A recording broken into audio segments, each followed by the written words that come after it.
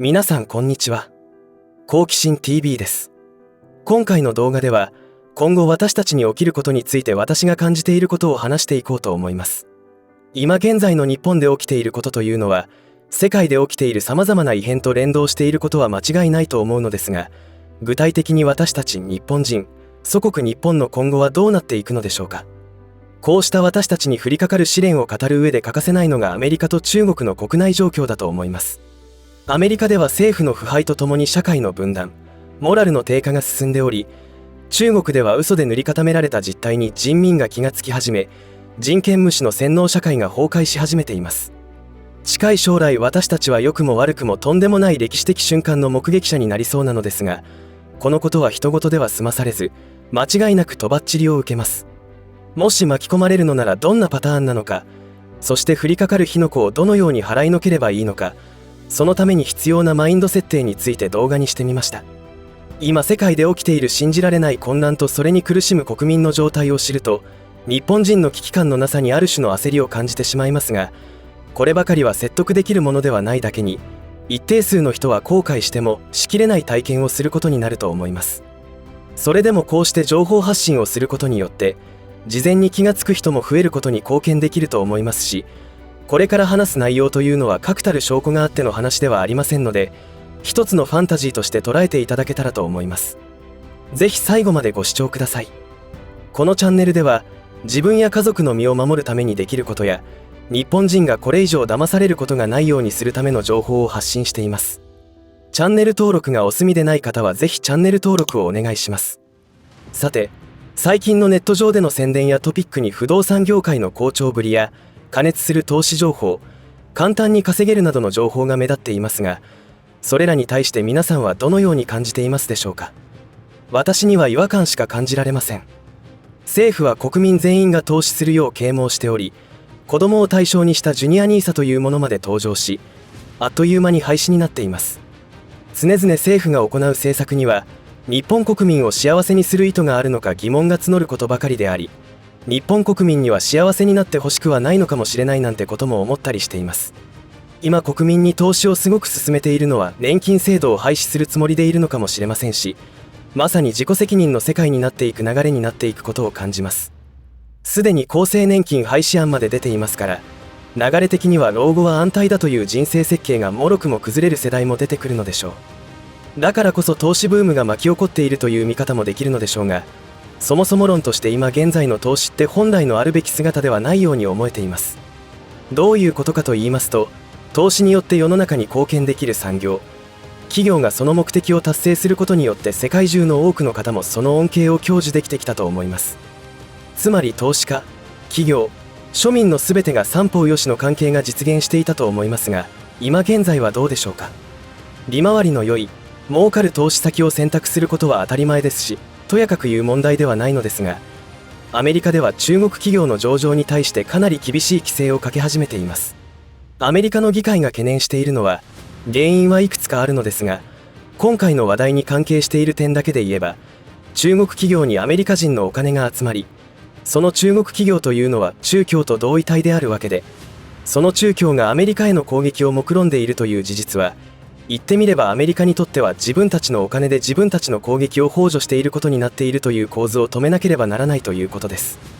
翻って日本に対して考えると色々と思い当たる節が出てくるのではないでしょうか。このチャンネルのご視聴者が以前コメントを残してくださったのですが、私は日本の企業に頑張ってもらいたいので、日本企業の株だけを買っていますというのがありました。本来の投資とはそういうことなのではないでしょうか。青臭いことを言っているのかもしれませんが、今起きていることは日本の中小企業を排除しようと目論んでいるグローバル企業への投資が盛んになっているようにも見えますし、実際アメリカ株を進めている方も多くいます。そして今一つ私が感じているのは、不動産業界に関しての広告であったりメディアの取り扱いについてです。東京圏で特に目立つのですが、首都圏のマンション平均価格が2億円を超えたとか、今買わないと後悔する的な文言で購入を煽っている流れは世界で起きている流れからするとどうなのだろうかと思っています。不動産関係においては中国が最も分かりやすいことになっていて、皆さんもご存知の通り中国の不動産バブルは崩壊しました。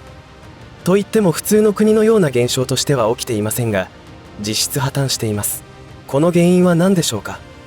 中国人というのは人の命よりも利益優先になっているという価値観です。もちろん全員がということではありませんので念のために言っておきます。利益のために物件購入を加速し、企業も次々とプロジェクトを立ち上げ販売し続けた結果どうなったか。投資金額と合わせて存在する借金だけが天文学的な数字で残り、そもそも投資されたお金はどこかへ消え、完成すらされていないマンションが日本に存在するマンションの数以上にあるということが起きています。それぞれの立場の人たちがまんべんなく自分たちの利益を最優先するために手段を選ばないことをした結果起きています。投資が悪いのではなくて倫理観の問題だということです。あの国に感謝すべき数少ないことの一つに、それをやったらどうなるか分かりきったことを実際に起こしてくれるというところではないでしょうか。私はそういう視点であの国を見ています。過去の歴史を振り返ると大きな経済危機というのは偶発的に起きたものではなくて、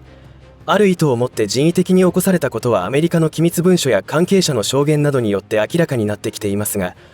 もしかしたら日本人の金融資産2000兆円が狙われているのかもしれませんし、タンス預金100兆円のあぶり出しも進むことになるのかもしれません。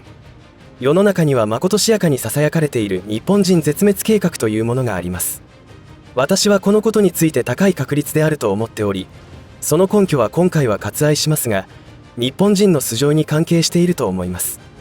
話を戻しますと、今少なくとも日本においては物価高などの影響を受け、経済的に苦しむ庶民が増えている一方で、過熱する投資関係の広告やサービス、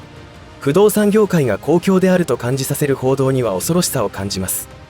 こういったことは専門家たちが様々な見解を示していますが、専門家が言っているから大丈夫という捉え方が危険だと思っていて、分かりやすいのが政府やマスコミ側にいる御用学者的な人たちの存在です。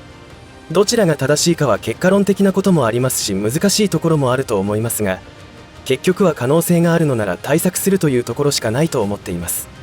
仮に不動産業界、株式業界に激震が走った際、自分には関係ないということは絶対ないので、どんな危機が襲ってくるのかという発想で準備が必要だと考えます。最近、関東大震災から100年という節目で災害が起きた時に庶民の行動分析がなされている動画が出ていたので視聴しましたが、迫り来る火災に対しての情報の欠如から多くの被害者が出たことが印象的でした。多くの人が取る行動には特に注意しなければならないということも教訓として学べました。歴史は繰り返されていますので、今私たちが置かれている状況を客観的に見る感性が必要なのかもしれません。いかがだったでしょうか。今回の動画内容は、金融や不動産業界の専門家でもない私個人の考えをシェアさせていただきましたが、突拍子もない話になったかもしれません。しかし、今の世の中は儲かればいいというマインドが庶民にも広がっているところに危機感を覚えたので動画を作成しました。今世界の潮流は人権問題にすごくスポットが当たっていますが、グローバリストたちは散々中国の安い人件費に目をつけ投資を行い大儲けしてきたくせに、手のひらを返したように強制労働問題を取り上げています。彼らはそれらの問題について明らかに知った上で儲けを優先してきました。太陽光パネルの生産工程においてもその構造は同様に存在しています。アフリカの貧困問題などにおいても彼ら自身の自立心の欠如にも原因がありますが、貧困のままでないと困る勢力もあることも事実です。食糧危機が騒がれる一方で、世界の食料生産能力は全ての人に行き渡るだけの食料があるにもかかわらず過去最高の飢餓が発生しています。ということは人為的に食糧危機は起こされている、起こされる可能性があるということだと思うわけで、その矛先が日本に向けられる可能性があるのかないのかというところをどう考えるかだと思います。それらを考えるには実行できる勢力が過去に何をしてきて今も何をしているかの情報を集めるしかないでしょう。ろくでもない輩たちは明らかに黒ですから本当に準備しないと淘汰されることになると思います。ただ私が感じるのはろくでもない輩たちの終焉が訪れている、近づいているということです。本当の悪はごく一部であり、実行部隊のほとんどはごく普通の平和を愛する者たちなのですが、事情があって悪に加担してきたのだと思います。ところが最近ではそのあちら側の者たちの中から内部告発が頻発していることからも時代の流れを感じています。きっと世の中は良い方向に進みますから、いたずらに絶望的になる必要はないと私は考えています。